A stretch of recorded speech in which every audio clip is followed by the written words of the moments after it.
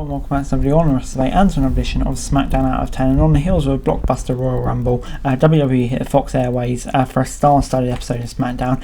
And yeah, of course, as we know, there was a lot that went down on this show. So yeah, without further ado, let's get straight into it.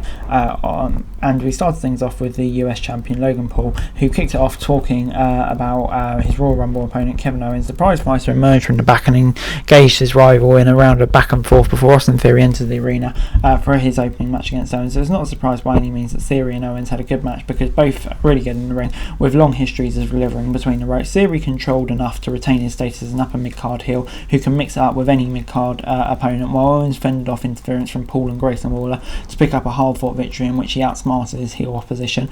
He chased Paul to the back and stood tall among those to close out a more than solid start.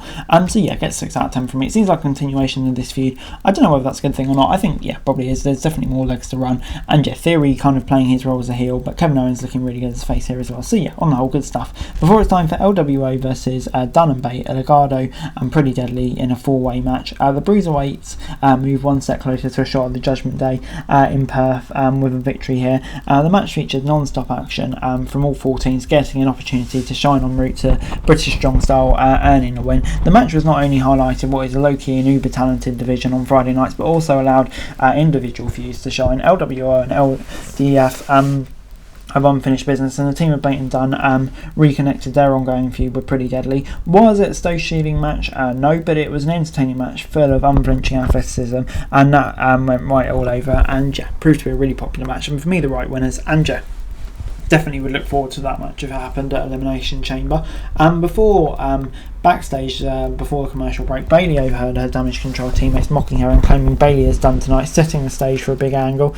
In the ring, Bayley was joined by her supposed Damage Control family and said that she would not have accomplished what she did without them. She teased choosing Women's World Champion Rhea Ripley at WrestleMania 40 before turning to her teammates and asking them why they never saw anything in her and if they were done laughing at her now. She fended off a beatdown by Damage Control with the assistance of a lead pipe and laid down a challenge to Sky for the showcase of the Immortals. This was a well-executed statement with a callback of the demise of Evolution, where Batista overheard Triple H and Ric Flair talking trash and severed ties with the group later in the night.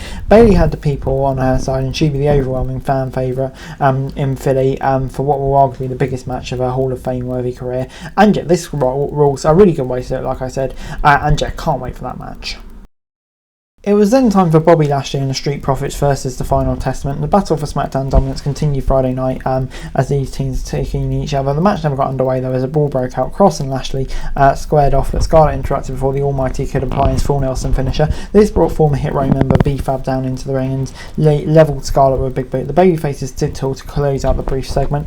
This was more about the evening the odds and introducing B-Fab as anything. We have repeatedly seen brawls and beatdowns, but yeah, expect these teams to kind of go at Elimination Chamber, I say, because yeah, it doesn't seem like we're going to get a proper match on TV. But you know, for what it was, I thought it was alright. Introduced B-Fab in a nice way, so yeah, I'm going to give it a 6 out of 10. But moving on into Meacham versus Tiffany Stratton.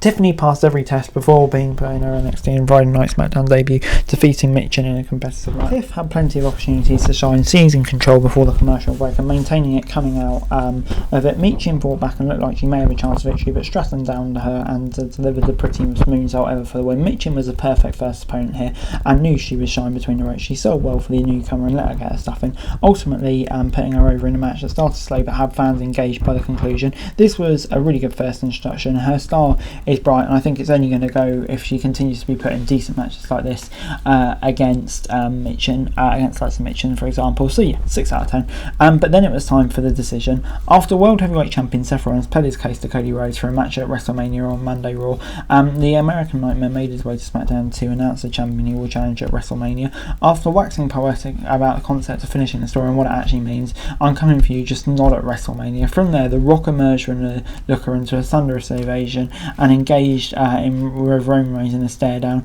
and WWE announcing a graphic for Las Vegas on Thursday. And with that, the year-long journey for Rhodes to complete the story is finished. Worst of all, how it was handled, it just felt like a disservice to the American Nightmare.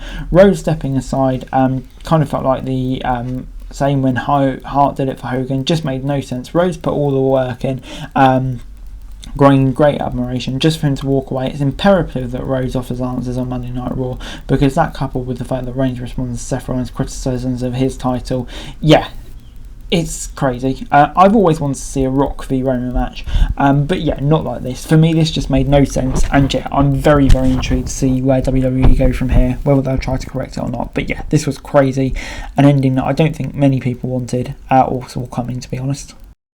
Overall, SmackDown this week gets a 4 out of 10 from me. I thought, yeah, it's a pretty decent episode of SmackDown before the main segment, but I think that kind of annulled everything that we've seen before, because it's just such a crazy decision. And yeah, I don't know, I've no idea where WWE goes from here, but I just feel like this could have been a massive misstep, to be honest. Hey guys, that's it for this video. Thanks very much for watching. Remember to like, share, subscribe, follow us on our socials, link in the description below for daily wrestling news, meme and content. Subscribe to our other channels on screen right now, that'd be greatly appreciated. Thanks very much for watching. Peace out.